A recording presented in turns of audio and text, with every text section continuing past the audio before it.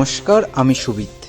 আজকে যাচ্ছি আমাদের স্কুলে ফার্স্ট সেমিস্টার পরীক্ষা দিতে। সকালের ধুলো হওয়া মাখা রাস্তাটা দেখে সাইকেলটা বের করলাম, আর ঠিক তখনই মনে একটা লাইন ভেসে উঠল।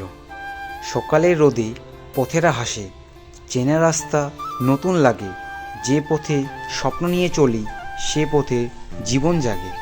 সাইকেল চালাতে চালাতে পৌঁছে গেলাম আমাদের কলোনি বাস স্ট্যান্ডে।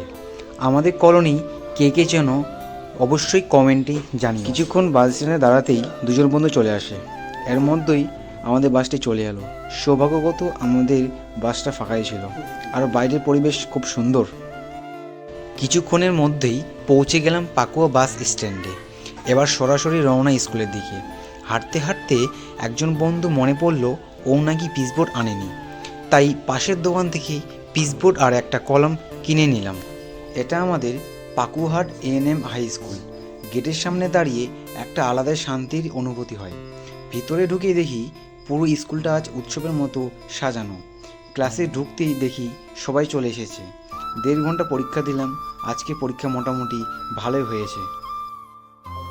বাইরে বের হতেই বন্ধুরা বলল খিদে পেয়েছে, তাই তাদেরকে কিছু কিনে দিলাম। তারপর আরেক বন্ধু জেদ ধরলো সিঙ্গারা মলে সিঙ্গারা খাবে। বাচ্চার মতো জেদ করে ফেলছিল, তাই 3জন মিলে নিলাম 3 প্লেট ঘুগনি এবং 3টি সিঙ্গারা।